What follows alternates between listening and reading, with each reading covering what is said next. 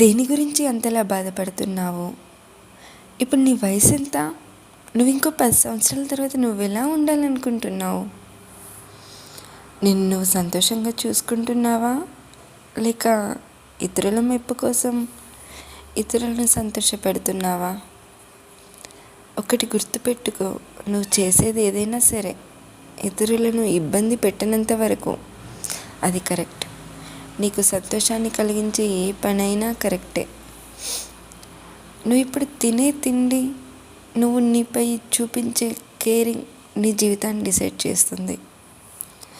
నీ శరీరానికి మంచి ఎక్సర్సైజ్ అండ్ హెల్తీ ఫుడ్ నీ మనసుకు పాజిటివ్ థాట్స్ని ఇవ్వు.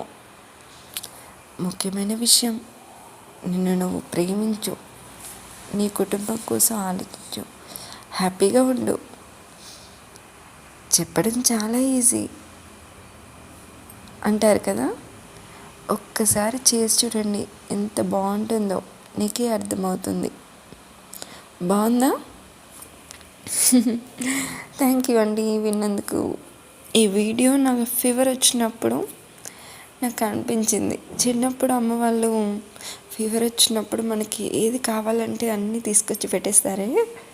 సో ఇప్పుడు మనం ఎందుకు, మనకు ఫీవర్ వచ్చినప్పుడు తగ్గించుకునేలాగా మనం తినద్దు. బలవంతంగా అయినా సరే మనం ఫీవర్ని తగ్గించుకోవాలంటే మెడిసినే కాదు, మంచి ఫుడ్ తీసుకోవాలి అండ్ హెల్తీగా ఉండడానికి ట్రై చేయాలి.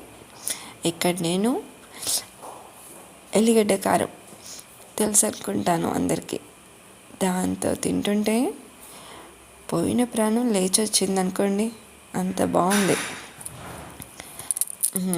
ఫీవర్ వచ్చిందనగానే మా వారిగా ఆరెంజ్ జ్యూస్ తీసుకొచ్చారు, అది కూడా తాగేస్తున్నా. ఫస్ట్ ఎగ్ తినేసాను, మీరు చూశారు కదా. సో మన హెల్త్ బాగాలేనప్పుడు మనకి ఎవరు ఏదో చేస్తారని మనం అనుకోకూడదు. మన హెల్త్ని మనమే చూసుకోవాలి.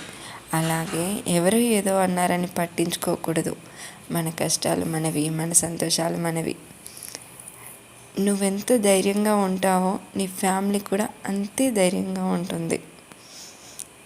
చెప్పడం చాలా ఈజీగానే అనిపిస్తుంది, కానీ చేస్తూ ఉంటేనే తెలుస్తుంది కదా.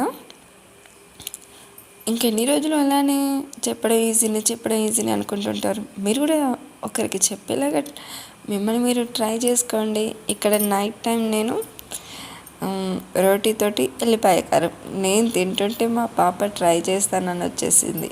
వాళ్ళకి వేరే కర్రీ చేశాను అండ్ 2 డేస్లో ఫీవర్ పోయింది. ఫీవర్లో నా ఫేస్ చూడండి. Okay, bye.